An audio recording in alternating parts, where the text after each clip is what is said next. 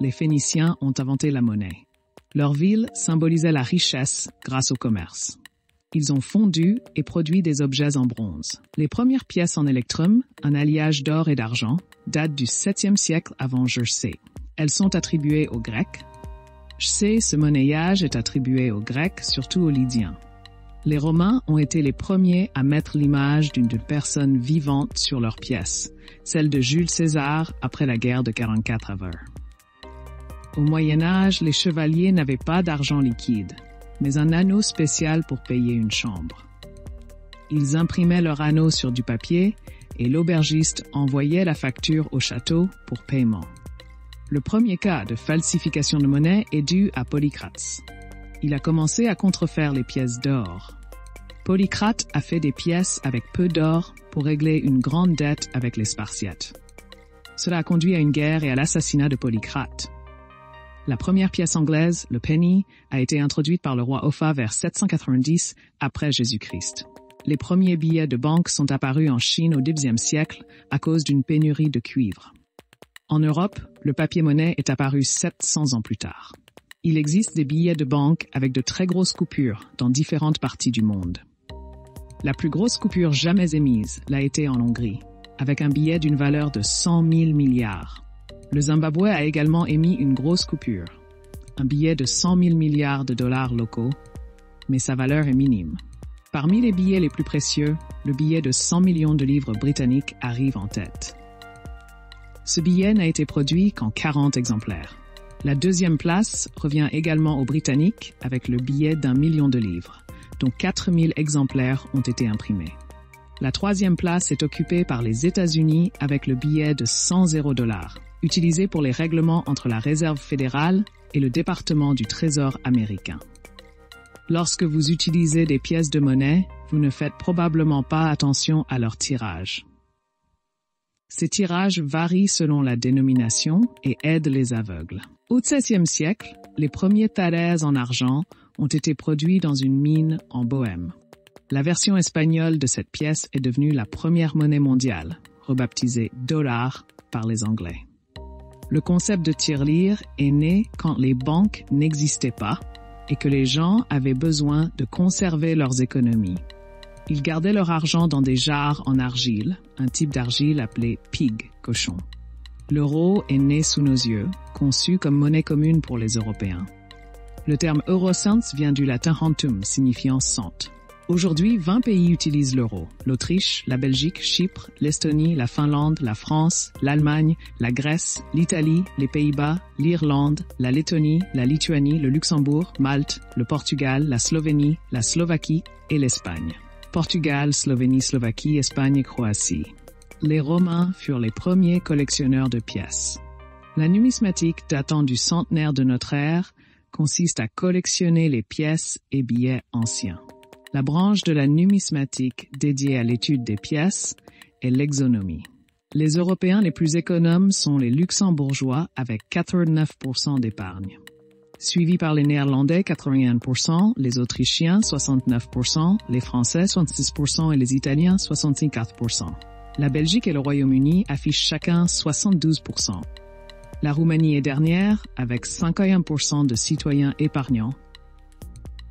Les dollars américains ne sont pas de simples billets de banque. Ils contiennent de nombreuses références à la liberté de la nation, ainsi qu'à des principes moraux et politiques.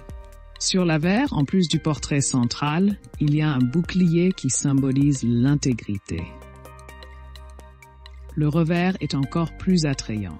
Il contient des phrases comme « El pluribus unum », ce qui signifie un parmi d'autres, ou « In God we trust ». La loi américaine interdit qu'un président en vie figure sur une pièce afin d'éviter tout soupçon de monarchie. Le billet de 100 $ montre Benjamin Franklin, qui était imprimeur, philosophe et père fondateur des États-Unis.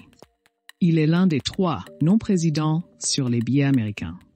Avec Benjamin Franklin, il y a Salmon Chase, juge à la Cour suprême, et Alexander Hamilton, secrétaire au Trésor. Il est rare de voir une femme sur une pièce, et la première femme sur une pièce américaine n'était pas américaine. C'était Isabelle, reine d'Espagne. Aujourd'hui, un billet est une monnaie de papier. Avant, il représentait l'engagement d'un banquier à payer une somme en or. Actuellement, 167 monnaies différentes sont en circulation dans le monde. La plus grosse pièce frappée pesait un peu plus d'1 kilogramme. Une machine à compter moderne peut compter jusqu'à 2500 pièces en 1 minute de fonctionnement. Le convertisseur de billets, quant à lui, peut convertir 100 billets en 4 secondes et peut également détecter les contrefaçons. Il existe plus d'1 600 000 distributeurs automatiques de billets dans le monde, dont un en Antarctique. Et le jour le plus chargé pour les retraits d'argent est sans surprise le vendredi. Le terme faillite est en fait d'origine italienne. Il vient de l'expression banca rotta qui signifie banque cassée. Les premiers banquiers qui échangeaient, stockaient et prêtaient de l'argent travaillaient sur des bancs sur le marché public. Si un banquier manquait d'argent ou était malhonnête, son banc était détruit, symbolisant son échec dans les affaires. Les anciens Chinois découpaient le cœur de tout faussaire de la monnaie de l'empereur. En Angleterre, un registre était tenu pour enregistrer tous les faux monnayeurs. En 1817, le gouvernement britannique a pendu 313 contrevenants. Une étude menée aux États-Unis en 2000 a révélé que 84% des billets examinés contenaient des germes pathogènes. Ils sont beaucoup plus menaçants que les toilettes publiques. Chaque année, il s'imprime plus de monnaie de monopole que de monnaie réelle dans le monde. Le portrait de la reine Elisabeth II figure sur la monnaie de plus de 30 pays. Walter Kavanagh, de Californie, connu sous le nom de Monsieur Plastique Fantastique, possède plus de 13 000 cartes de crédit. C'est la plus grande collection au monde. Tout le monde sait que les billets de banque sont dotés de divers éléments de sécurité. Cependant, les petits cercles que l'on trouve sur les devises comme le dollar, l'euro et la livre, appelés donuts, sont entourés de mystères. Ces donuts sont censés être capables d'arrêter l'imprimante lorsque quelqu'un tente de les imprimer.